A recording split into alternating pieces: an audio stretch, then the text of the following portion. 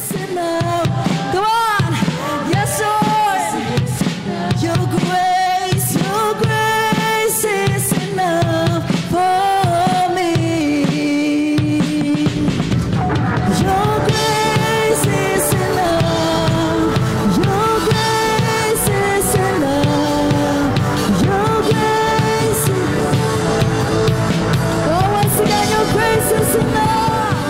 With every breath that I am able, oh, I will sing of the goodness. Yes, Lord, it's all my life.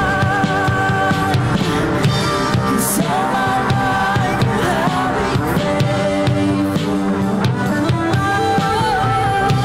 It's all my life. You have been so, so good. With every breath that I am able, oh, I will yes, oh God, hallelujah. Come on, church, we sing all my life. Because of your partnership in the gospel from the first day until now, being confident of this, that he who began a good works in you will carry it on to completion until the day of Christ Jesus. It is right for me to feel this way about all of you, since I have you in my heart, and whether I am in chains or defending, and okay, sabi dyan? Whether I am in chain or defending and confirming the gospel, all of you share in God's grace with me. God can testify how I long for all of you with the affection of Christ Jesus. Verse 9 says, and this is my prayer, that your love may abound more and more in knowledge and depth and of insight. In verse 10, so that you may be able to discern what is best and may be pure and blameless for the day of Christ. And in the last verse, verse 11 says, filled with the fruit of righteousness that comes through Jesus Christ, to the glory and praise of God. Let's pray. Hallelujah. Father, we thank you for this morning.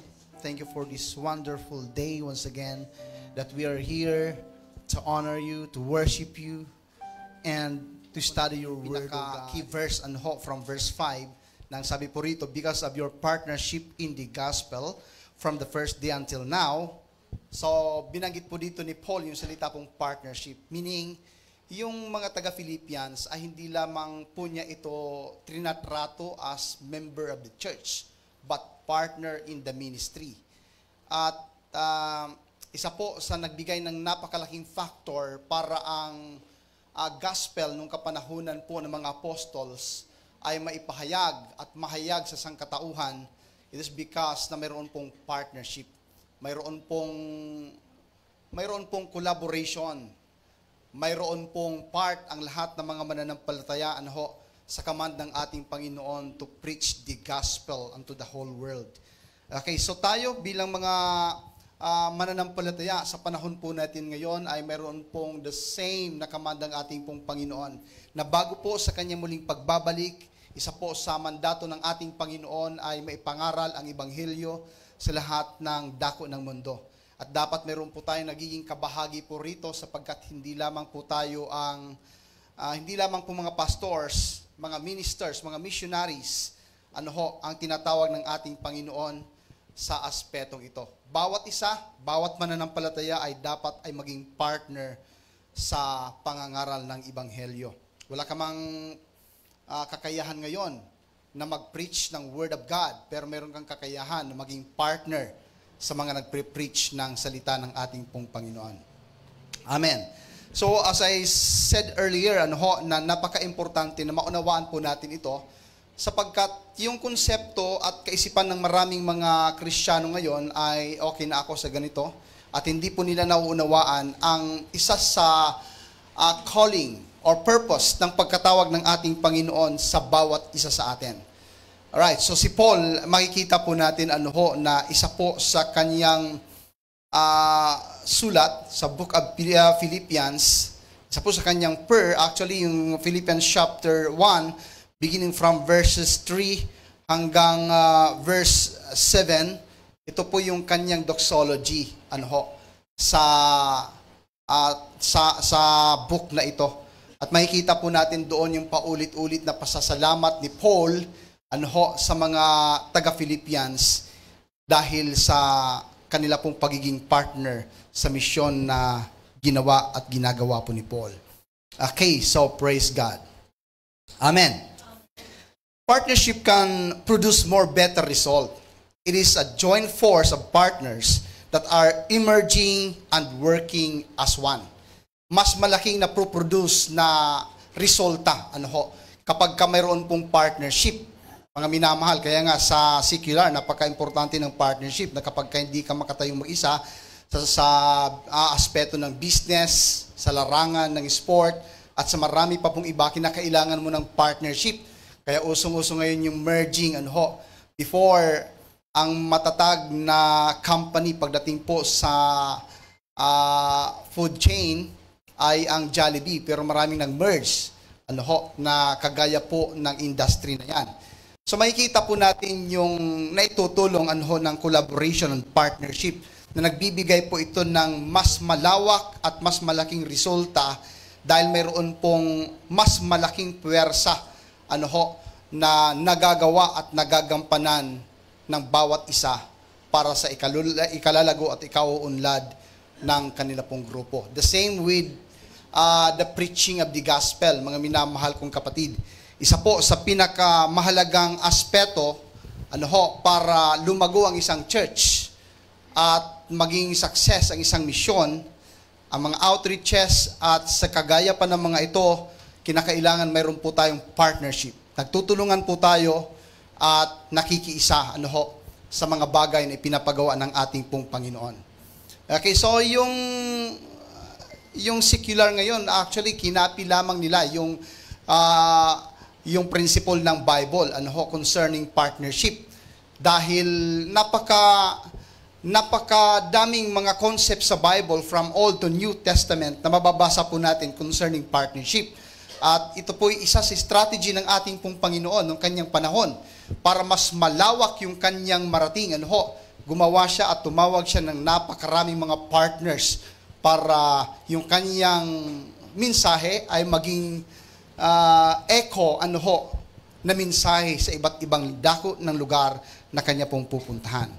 In the New Testament, partnership seen as one of the very important aspect for kingdom expansion.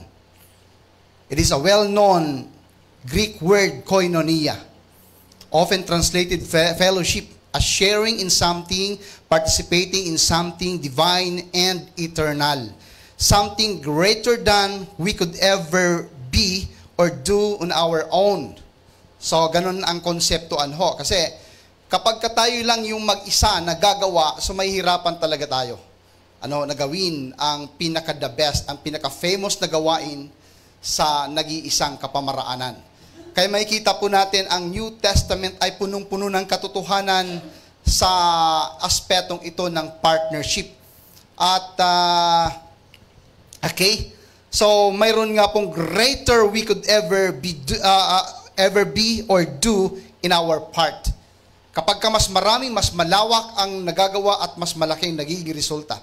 It means being caught up into a belonging or partnership which God has created and sustains. Look at Jesus, nung panahon ng ating Panginoon, nung siya'y nagmiministeryo. Okay, Jesus called and worked in partnership with the 12, and then with the 70, and then with the 120, and more, and more. So in John chapter 6, verses 1 to 15, mayroon pong isang pangyayari, na makikita po natin ang kahalagahan ng partnership. Okay, yung paggawa ni Jesus Christ ng milagro ay may partner ng kanyang mga kasama. Okay, ibig sabihin, maging yung, makakapag-perform po ang ating Panginoon ng mga milagrosong bagay na kahit wala pong involvement ang sinuman. Pero sa tagpong ito, sa John chapter 6, makikita po natin yung involvement ng kanyang mga partners para makapag-perform po siya ng isang kamanghamanghang himala. And according to these verses, from John chapter 6 verses 1 to 15, can we read the following verses? Okay, quickly.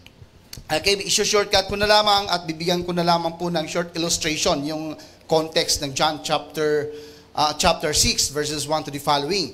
At makikita po natin sa context na ito, si Jesus Christ ay pinakain niya yung mga nagugutom. Sa loob lamang, sa pamagitan lamang ng 5 tinapay at 2 isda. Okay, at ang lahat ay nakakain, ang sabi po ng Bible, at nabusog. At mayroon pong sumubra, leftover na 12 baskets. So, in the context, ang sabi po rito, verses 1 to the following, right? So it says, sometime after this, Jesus crossed to the far shore of the Sea of Galilee. Then, verse 2, and a great crowd of people followed him because they saw the signs he had performed by healing and sick. Then Jesus went up on a mountainside and sat down with his disciples. The Jewish Passover festival was near. Then Jesus looked up and saw the great crowd coming toward him. He said to Philip, "Where shall we buy bread for these people to eat?" Ano pong response ni Philip? Okay. Then he asked this only to test him, for he already had in mind what he was going to do. Okay, next verse. Philip answered him, "It would take more than half a year wage to buy enough bread for each one to have a bite." Mantakin mo yung response ni Philip. Ang sabi po niya rito, iaabutin ng napakalaking cost nito, Panginoon, kapag bumili tayo ng mga pagkain para sa kanilang lahat. Kahit kukunti lang, kahit isang subo lang. Ibig sabihin, hindi magkakasya. Hindi enough yung ating baon. Hindi enough yung ating bala ngayon para pakainin at busugin yung mga tao ito. Pero ano po yung response ng ating Panginoon or yung kanyang action? Okay, it's about partnership. So look at the next verse. Okay, in verse 8, another of his disciples, Andrew, Simon Peter's brother, spoke up. "Here a boy with 5 small barley loaves and 2 small fish, but how far will they go among so many?" Okay, then Jesus said, "Have the people sit down." There was plenty of grass in that place, and they sat down. About 5,000 men were there. Jesus then took the loaves, gave thanks, and distributed to those who were seated as much as they wanted. He did the same with the fish. Then in verse 12, and when they had all had enough to eat, he said to his disciples, "Gather the pieces that are left over. Let nothing be wasted," etc., etc., etc. So nakita po natin yung partnership, may collaboration. At mayroon pong participation yung mga disciples si Jesus Christ. At makikita po natin yung purpose ng ating Panginoon. Isa sa purpose ni Lord ng kanyang pagkatawag ng mga disciples from 12 to 70 to 120 hanggang sa dumadami po sila. At ang lahat ng ito ay na-involved sa mga gawain ng ating pong Panginoon ng kanyang kapanahunan. Hindi man sila yung nag-perform ng miracles, hindi man sila yung nangaral ng gospel, pero mayroon po silang naging napakalaking role na ginampanan para maging successful ang mission ng ating pong Panginoon hanggang sa krus ng Kalbaryo. So yung makikita po natin dito sa context ng Philippians chapter 1 verses 3 to 11, si Paul yung kanyang letters na makikita po natin, yung contain ng kanyang letters ay punong-puno ng pasasalamat sa mga taga-Philippians na ang mga taong ito ay hindi po nagpabaya. Ang mga taong ito ay tumulong sa kanyang pangangaral at ito ay isa sa kanyang ipinagpapasalamat kay Lord kung bakit naging successful yung kanyang mission sa iba't ibang dako ng mundo. At talagang hindi po siya nagkulang.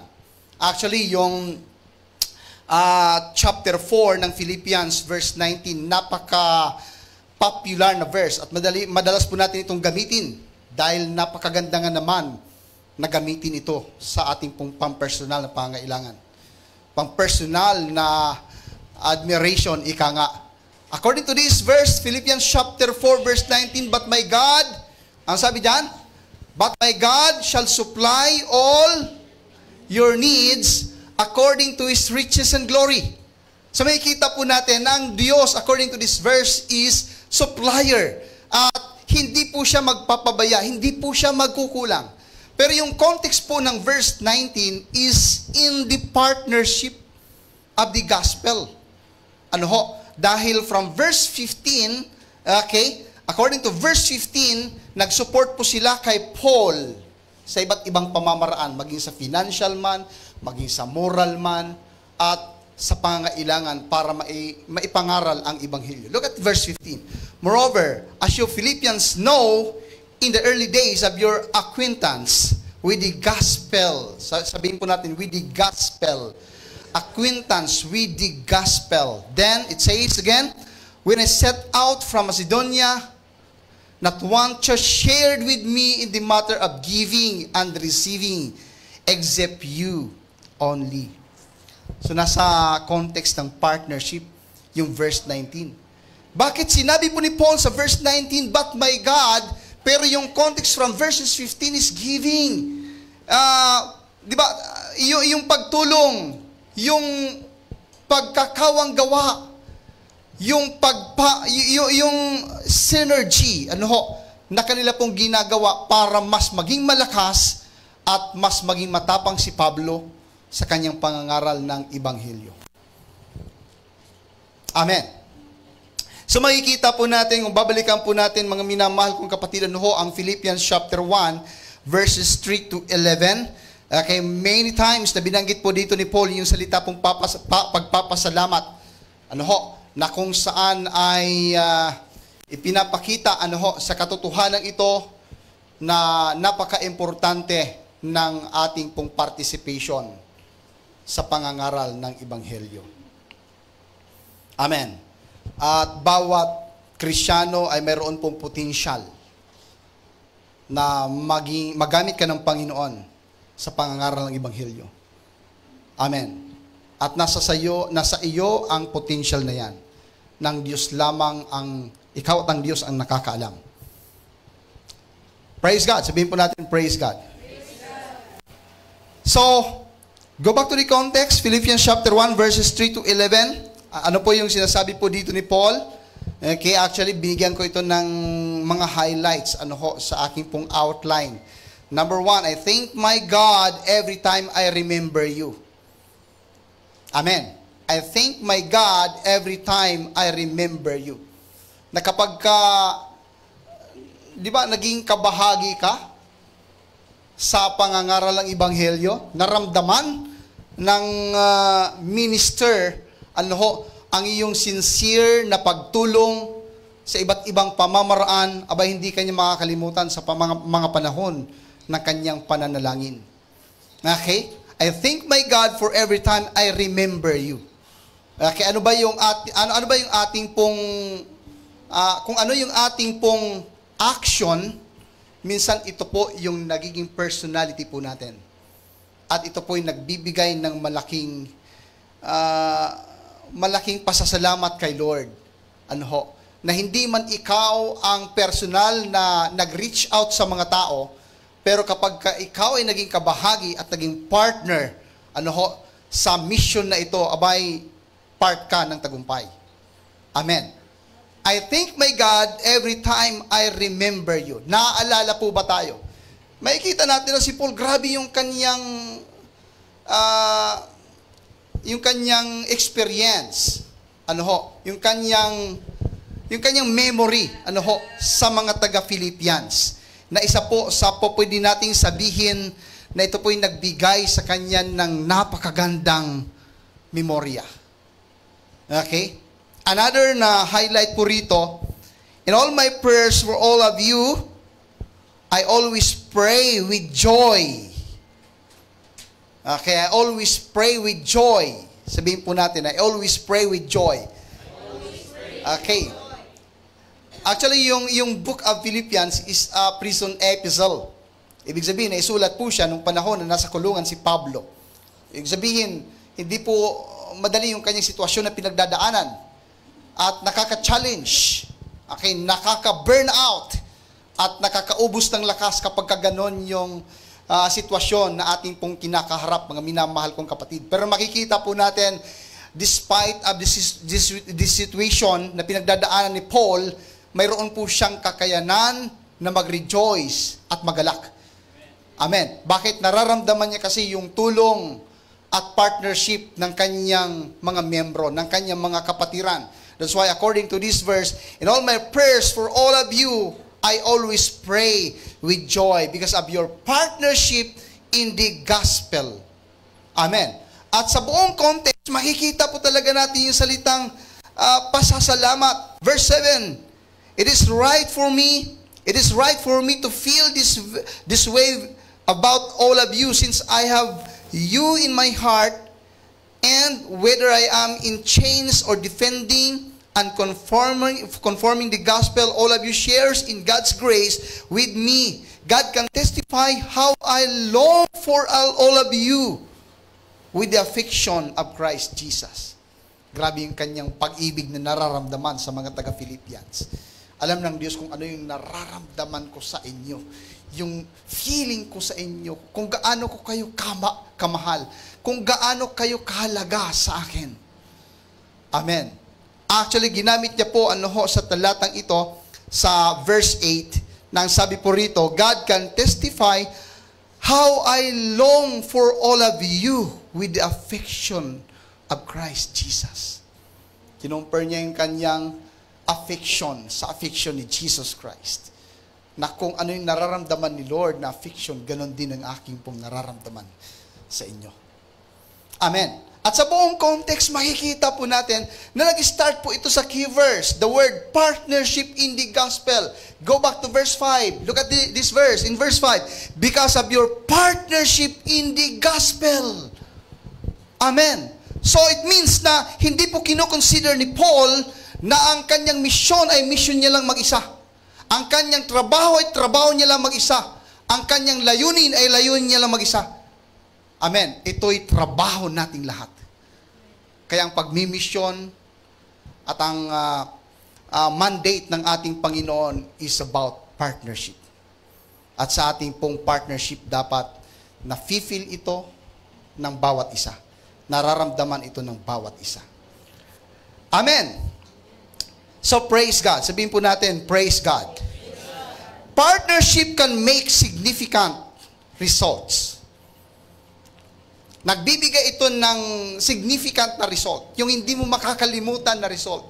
Yung kakaibang result na talagang magbibigay ito ng legacy sa buhay na ito. Amen. Mayroon pong magandang resulta pero hindi po masyadong significant. Unlike the gospel, na kapag ka naging partner ka ng pangangaral ng gospel, ang tawag po rito is significant result. Dahil tumanda man tayo, mawala man tayo sa buhay na ito, mag-iiwan po tayo ng magandang resulta. Amen. In Hebrews chapter 11, beginning from verses 1 to the following verses, makikita po natin doon yung mga heroes of faith, yung mga naging martir sa pananampalataya, na grabe yung kanila pong naging contribution sa gospel, sa plan of salvation. Na bagamat yung mga taong ito hindi po pinansin ng kanilang kapanahunan, hindi masyadong naging sikat, naging famous yung kanila pong mga gawain. At marami pa po sa kanila ang talagang tinurture, pinatay, pinahirapan, ikinulong. At sa lahat ng mga sufferings na kanila pong pinagdaanan, medyo naging down po sila. Kumbaga sa mundo, naging lugi po sila sa buhay. Sa buhay sa mundo. Pero ang mga taong ito, makikita po natin yung kanilang naging contribution. Nagbigay ito ng significant results maging sa ating pong pananampalataya ngayon. Amen. So, okay, ano po ba ang pwedeng maging result ng ating pong partnership? At kung ang partnership ay napaka-importante sa aspeto ng ating pong paglilingkod kay Lord, sa misyon at sa kingdom concept, ano po ba ang pwedeng maibigay na magandang resulta? Number 1, can help a pastor or minister in lightening his load and avoiding overwork. Okay. Lighten his work and avoiding overwork. According to verse 3. Okay. Look at verse 3, mga minamahal kong kapatid. Alright. In verse 3 it says, can we appear? Verse 3, I thank my God every time I remember you. Okay. So kapag tayo pala ay nagiging partner, sa ministry, okay, sa misyon, sa church, at sa gospel, so nakakabawas po tayo sa kagaanan ng load at naiiwasan po ng minister yung tinatawag pong overwork or burnout, mga minamahal kong kapatid.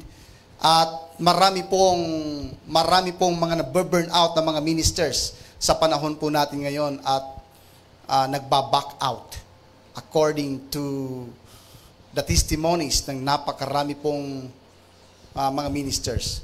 Isa po sa aking short paper sa seminary is yung title is Burnout.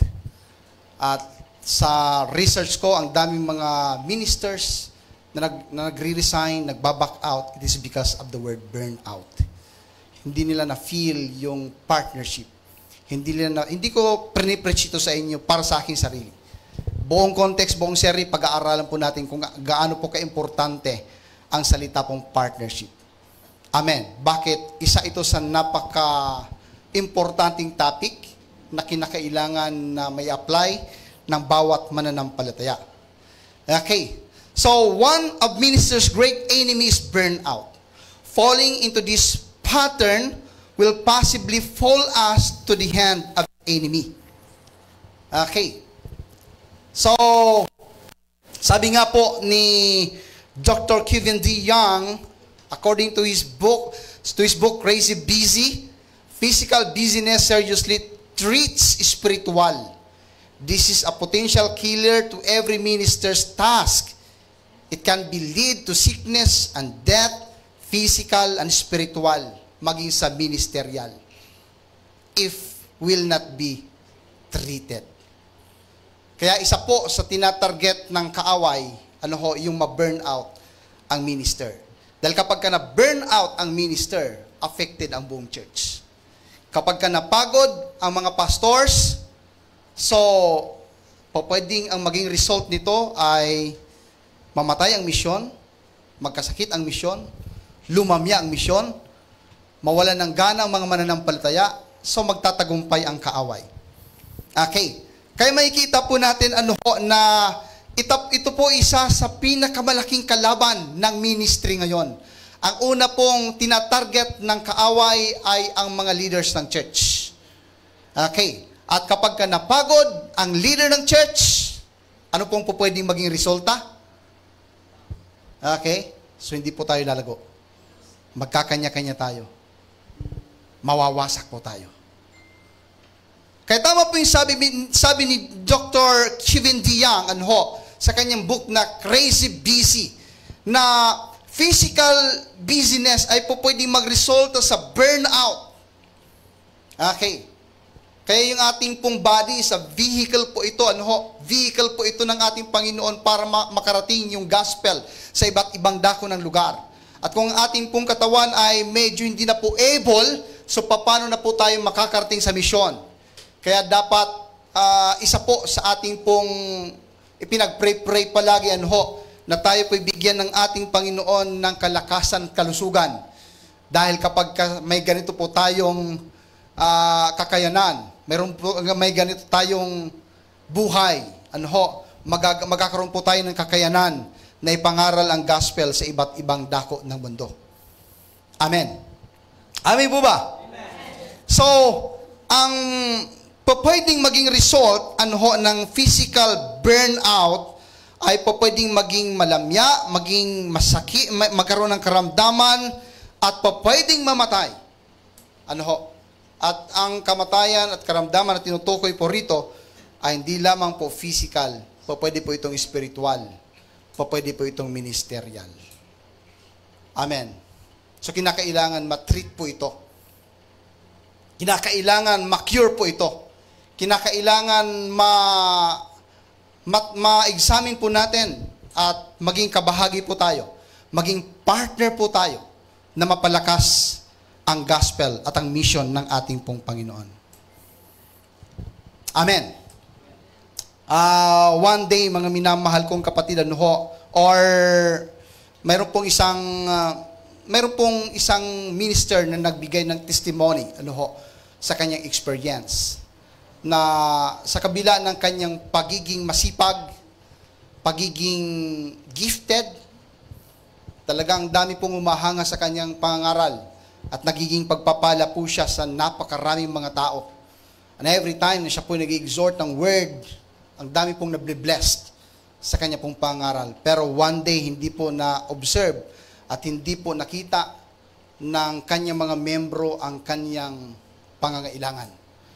Okay. Dumating po yung point na siya po'y napagod.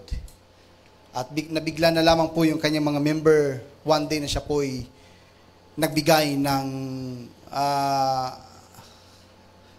sabbatical. Okay, sabbatical muna. Medyo mas mababaw yan. Pero mas malalim kapag ang ibinigay po ng isang minister ay, okay, I'm tired, I will resign. Mas nakakapagod po yan.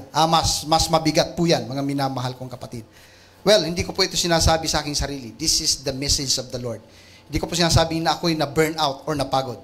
Okay, this is part of the message. This is part of the series. Maaring isa sa inyo ay pwedeng tawagin ng Panginoon para maging leader ng church. At sa mga churches na bubuksan ng ating Panginoon, pwede kang i-assign, pwede kang i-appoint ng ating pong Panginoon one day para manguna sa misyon at kinakailangan makita po natin ang kahalagahan ng partnership. Amen. Na kapag mayroon pong partnership sa lahat ng ating pong mga ginagawa, gumagaan ang buhay at bumibilis ang serbisyo. Sabi nga po, serbisyo publiko. Amen. So, now, mga minamahal kong kapatid, ano po ba ang kahalagahan nito? Working in synergy and collaboratively is one of the way to avoid burnout. Okay? Synergy and collaboratively. Isa po ito sa way para ma-avoid po natin ang burnout. Kahit sa ministry, sa mga ministries po natin, sa music, sa intercessory. Okay? Saan pa? Sa youth, sa men's, sa women's, at sa lahat ng mga ministries. Kapag mag-isa lamang po yung ating pong pinagpapatrabaho, darating araw mapapagod po yan. So kinakailangan bawat member ng ministry ay nagko-connect at nagiging partner sa mission na kanya pong ginagawa. Amen. Dahil hindi po siya tinawag ng ating pong Panginoon para gawing mag-isa yung kanyang task, yung kanyang trabaho. Tinawag po tayo ng ating Panginoon para magsama-sama at magkaisa na gawin para sa mas magandang resulta. Amen. Bakit marami pong mga napapagod na mga ministers sa panahon po natin ngayon? Sa mga leaders, sa mga workers po natin. Maaaring hindi na ang nakikita lamang natin sa kanila yung kanila pong kasipagan, ng sipag naman ni sister, ni brother. Okay. Ang galing-galing naman, parang hindi napapagod yung kapatid nating ito sa kanyang mga ginagawa, sa kanyang mga tungkulin, sa kanyang mga trabaho. Pero nakikita ba natin yung nangyayari sa loob ng kanyang buhay? Sa loob ng kanyang puso? Okay, natanong na ba natin siya kung kumusta ka naman, kapatid? Baka mamaya nababurn out na yan. Baka mamaya napapagod na yan. At magugulat ka na lang pagdating ng araw, naglaylo na. Pastor, magpapahinga muna ako. Medyo nafe-feel ko yung burnout. Napapagod na ako. Pwede pong mangyari yan. Posible pong mangyari yan, mga minamahal kong kapatid. Sapagkat ito'y nangyari na po sa napakaraming mga ministers. Na isa po sa napakalaking kalaban. At napakalaking weapon na ginagamit ngayon ng kaaway is the overwork and the burnout. Okay. Ang dami pong mga popular na mga evangelist, popular na mga ministers talaga, na mga international pa, na nagulat na lamang po tayo pagdating ng araw, biglang nawala, biglang naglaho na parang bula. At kung tatanungin mo siya, ano bang ang nangyari, ano bang nangyari? So isa lang kanila pong sagot, napagod ako. Okay? Pero si Paul, kapag binalikan po natin yung kanyang epistle sa Book of Philippians, sa kabila na siya'y nasa loob ng kulungan, sa kabila na siya'y persecuted, sa kabila na siya po'y ang daming mga problemang nangyayari, physically, emotionally, at ang daming mga struggles na nangyayari sa kanya, pero makikita po natin sa kanyang sulat, actually, isa po sa napakaraming quotation ng salita pong rejoice is in the book of Philippians. Amen. In Philippians chapter 4, verses 4 to 7, ganito pong sinasabi ng Bible. Okay. Rejoice in the Lord always. I will say it again, rejoice. Mayroon siyang kakayanang sabihin sa kanyang mga kapatiran na magdiwang tayo, magalak tayo mga kapatid. And never na discourage niyang kanyang mga kapatiran na malungkot tayo sapagkat ako'y nasa kulungan. Okay? Anong sabi po niya rito? Rejoice in the Lord always. I will say it again, rejoice. Next verse. In verse 5 it says, let your gentleness be evident to all. The Lord is near. Then, do not be anxious about anything, but every situation, by prayer and petition, with thanksgiving, present your request to God. And look at next verse, in verse 7. And the peace of God, which transcends all understanding, will guard your hearts and mind in Christ Jesus. Amen. So, makikita natin, mga minamahal kong kapatid, na Paul na mag-encourage, magpalakas. Amen. At nagagawa pa niyang, okay mga kapatid, rejoice in the Lord always. And I say it again, rejoice. Ibig sabihin, mga minamahal kong kapatid, okay yung kanyang spiritual. Amen. Okay yung kalalagayan ng kanyang puso. But if we go back to verse 5, chapter 1, this is the key verse. Go back again to verse 5, chapter 1. Ano pong sabi ni Paul? Sa chapter 1, verse 5 ng Philippians. Look at this verse again. Come on, guys. Okay? Look at verse 3. Verse 3. Okay? And to verse 5. I thank my God every time I remember you. In all my prayers for all of you, I always pray with joy. Okay? Next verse, in verse 5. Because of your partnership in the gospel, from the first day until now. Amen? Nare-recall ito ni Paul. Okay, nasa isipan niya yung mga taong ito na talagang grabe yung partnership sa kaniyang pangangaral. Grabe yung tulong, grabe yung pakikiisa, sa kaniyang misyon. Kung kahit makikita po natin, na kapag mayroon po tayong connection, hindi lang ang Diyos ang makakaalala sa iyo pagdating ng araw. Pati yung mga namumuno sa atin. Pati yung mga nangunguna sa atin. Pati yung mga in-appoint ni Lord para manguna sa atin. Hindi ka makakalimutan yan. Ang ipag-pray nila sa iyo, Lord, itong kapatid na ito, nawa pagpalain niyo pang kanyang buhay sapagkat malaking bagay ito sa iyong gawain. Amen. I-bless mo pa siya para maging mas malaking blessing siya. Panginoon, ang kapatid kong ito, grabe yung kanyang dedication sa misyon. Hindi man siya makasama sa misyon, pero nakikita ko yung kanyang burden, nakikita ko yung kanyang passion. Nawa, bigyan mo pa siya ng kalakasan at pahabain niyo pa ang kanyang buhay para mas marami pa siyang maabot na misyon.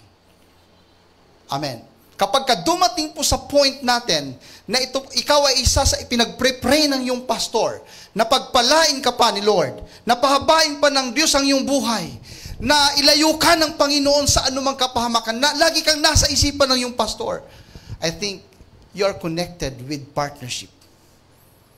Amen. You're part sa partnership ng gospel. Dahil alam ng mga ministeryo, again, hindi ko po ito pinapangaral para sa aking pong sarili. Amen. This is the message of God. Amen. Sa lahat ng mga churches, sa lahat ng mga ministers. Bakit maraming ayaw magpastor sa panahon natin ngayon? Kapag tinanong mo sino gusto mong pastor, pastor, iba na lang. Iba na lang tawagin mo. Bakit maraming nadidistract? Okay. At na parang pinanghinaan ng loob. Parang walang lakas na mag-agree kay Lord. Natumugon sa panawagan ng ating Panginoon. I think may mga nakita siya. Na kapag ka nagpastor ka, mag-isa mong ipapasan ang mundo. Okay? Mag-isa kang papasan ng misyon. Magpapakasakit ka, magpapakahirap ka. Okay? At mayroon po akong kaibigan na pastor, pero kinuha na siya ni Lord. Sa lugar po ng Mindanao. Na yung kanyang testimony, grabe ang kanyang testimony, na talagang ibang hirap yung kanyang naranasan sa pagmimisyon dahil ang kanyang field ng misyon is tribal. At doon sa tribal, wala ka talagang mararanasan na financial support. Kaya ang una pong naapektuhan ay ang kanyang family. Okay? That's why ang kanyang mga anak ay halos isinumpa yung salitang paglilingkod sa Diyos. Dahil nakita ko sa aming tatay nung panahon na siya ay naglingkod sa Diyos, naghirap ang aming buhay. So yung kanyang mga anak ay affected. Ayaw na mag-serve kay Lord. At minsan nakakalungkot sa ganong klaseng pangyayari. Maaring may mga tinatawag po ang Diyos sa mga extreme na misyon, na kahit ang buhay ay kaya niyang ibigay sa pagmimisyon. Okay. Pero yung mga missionaries na naging successful sa iba't ibang lugar, kahit sa mga tribal, ay may partnership po yan sa iba't ibang mga churches. May mga nagpre-pray po niyan sa kanila. Amen. Tayo po ba, nagawa na po ba natin maging partner sa ministry? Nagawa na po ba natin may pag-pray yaong mga nagbimisyon? Na hindi ka man makarating sa aktual na misyon, pero kasama ka sa partnership. Nagpre-pray ka sa kanila. At kung mayroon kang kakayanan, mag-support, nagsusupport ka sa kanila. Amen. Dahil sabi nga po ng Romans chapter 10 verse 17, diba? Faith cometh by hearing, and hearing by the word of God. Okay? Pero pagka itinaas po natin yung mga talata, wala raw mga ngaral kung walang mga isinugo. Okay? At wala raw susuguin kung walang pamasahe. Okay? So kinakailangan talaga ng partnership. Amen. Sa ating pong church. Di ba? Bakit nabuo yung ating pong church? Kasi may mga partner po tayo na mga kapatiran na kahit sikrito lang at walang nakaka-acknowledge sa kanila, gumagawang mag-isa. At kilala ko mga yan, yung gumagawang mag-isa, nakikita ko na lang nandito sa church, hindi ko naman inutusan, pero nandito nagtratrabaho kahit hindi ina-announce na mayroon po tayong gagawin sa church. Amen. Bakit? Partner kasi. Amen? Praise God. Kakaiba yata yung topic natin ngayon. Amen. So this is a series of topic, mga minamahal. Ang ganda ng topic na ito kapag naunawaan po natin. Yung first part pa lang, makikita po natin na punong-puno na, ng katotohanan na kinakailangan lakaran po natin at gawin po natin yung mandato ng ating pong Panginoon na kung si Lord ay tumawag ng kanyang mga partners, siya'y Diyos. Kahit siya'y naging tao, pero yung kanyang pagiging Diyos nanduroon pa rin. Okay? Kaya nga yung salita pong kenosis, the word na kenosis ay nagkatawang tao siya, pero yung nature ng kanyang pagiging Diyos nanduroon pa rin. Kaya niyang lumakad sa dagat. Kaya niyang mag-perform ng miracle. Na kahit hindi siya humihingi kay God, sa Father. Kahit hindi siya sa Diyos Ama na Lord, makakalakad ako sa dagat. Pero nagagawa yan ng ating Panginoon sapagkat naroroon pa ang kanyang nature ng pagiging Diyos. Kaya niyang i-perform. Kaya niyang tugunin, kaya niyang pagalingin ang lahat. Pero makikita po natin na si Lord, sa kanyang mga ginagawa, mayroon po siyang partner. At pumili si Lord ng mga disciples para maging partner ng kanyang misyon. From 12 to 70 to 120 and so on and so forth. Amen. Kaya nakita po natin yung result ng Ebanghelyo na nasakop ang buong mundo, maging sa panahon po natin ngayon. Bakit maraming mga missionaries ang, di ba, nagbibigay at nag-aalay ng buhay kay Lord for the sake of mission? Ang isa sa pinakamalaking factor is the word partnership. Mayroon pong nagpre-pray sa kanila. Mayroon pong nag-i-encourage sa kanila na, kumusta ka na kapatid? Amen. Yung mga leaders natin sa ministry, nagawa na ba natin silang kumustahin? Amen.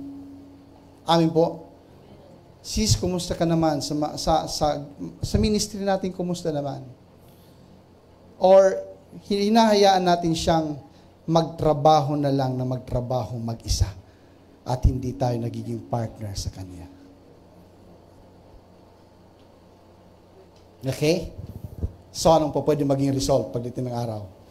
At kapag ka napagod yan, at sinabi niya one day, kapatid, ikaw naman. Okay? Actually, ang prayer ko talaga na maging pastor kayong lahat para maranasan nyo rin ang nararanasan ko ngayon pagdating ng araw. Amen. Sino pong gusto maging pastor? Praise God. Amen. Humanda kayo. Okay.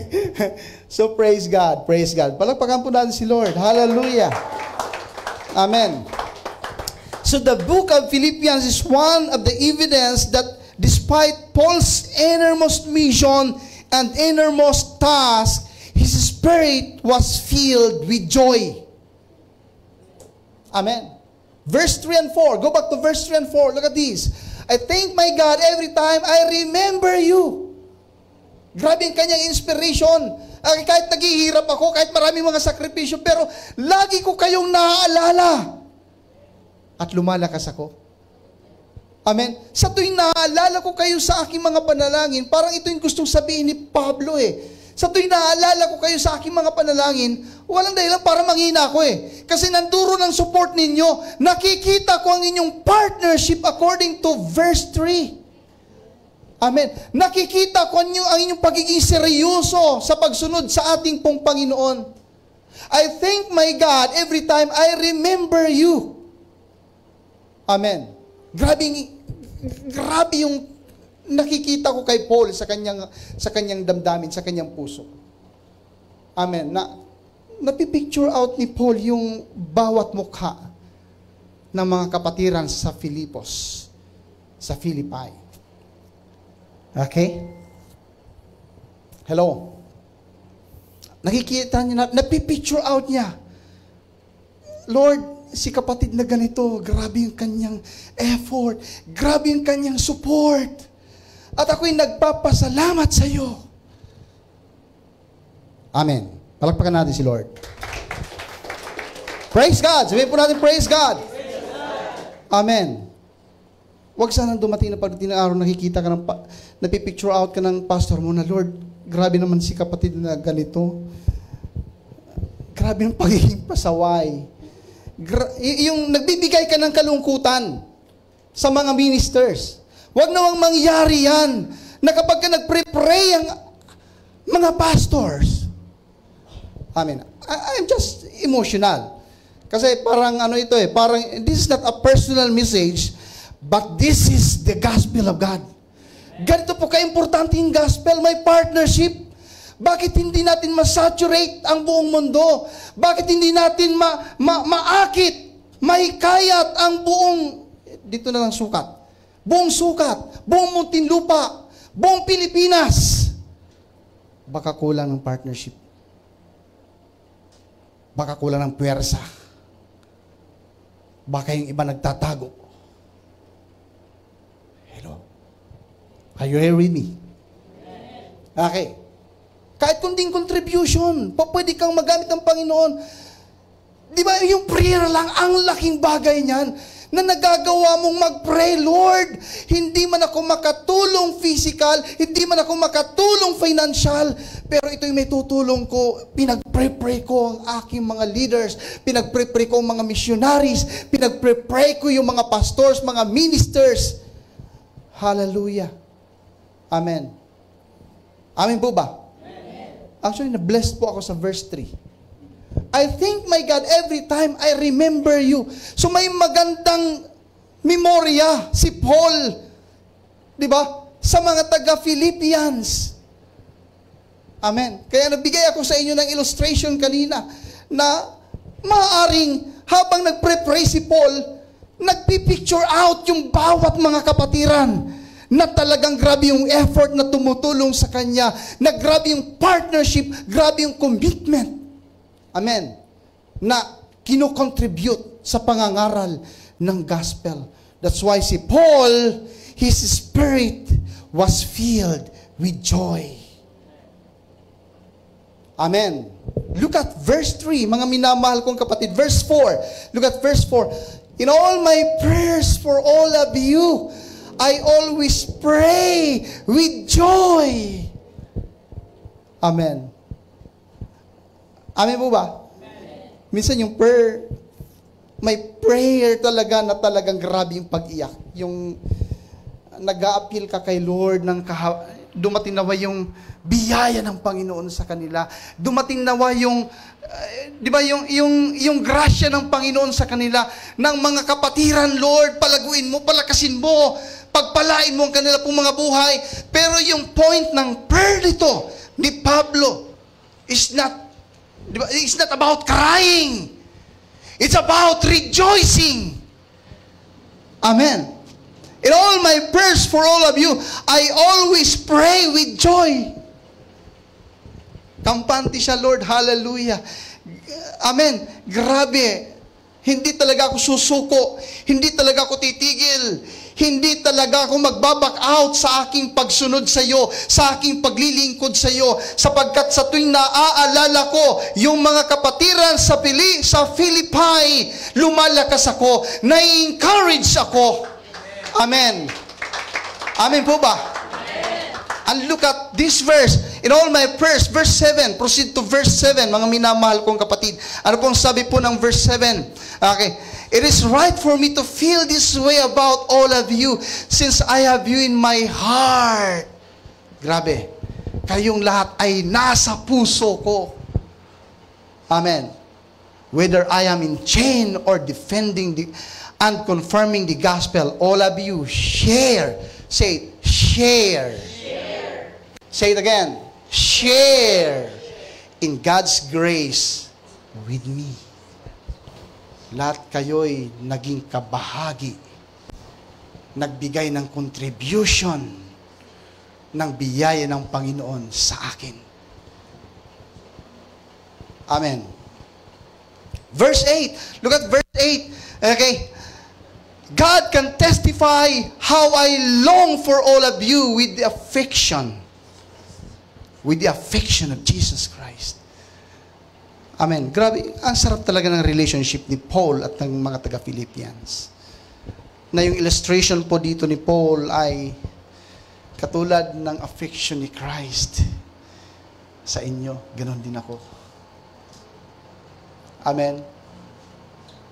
Si Christ, di ba, nung siya'y hulihin ng mga kaaway, pwede siyang sumuko. Kaya isa sa kanyang prayer sa Gethsemane, kung maaari lang, Ama, huwag mo nang iparanas sa akin ang saro ng paghihirap na ito. Okay? But not my will, but your will be done.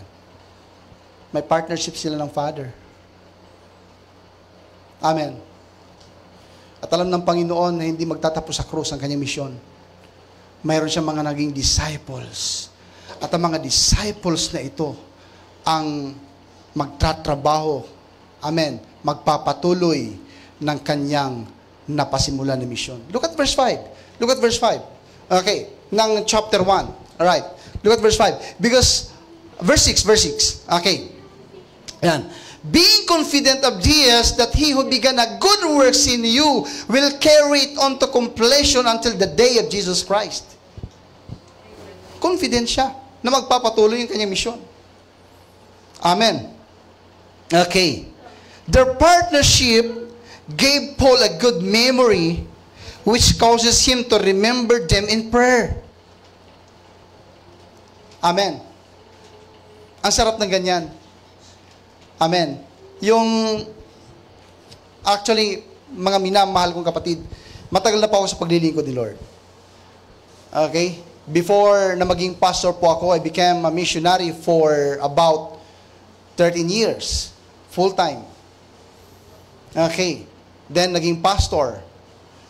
At, nakaka-relate po ako sa point na to. Yung good memory. Na hanggang ngayon, yung mga taong naging partner ko sa misyon, hindi ko talaga nakakalimutan. Amen? Isa sa nagpaaral sa akin sa Bible School.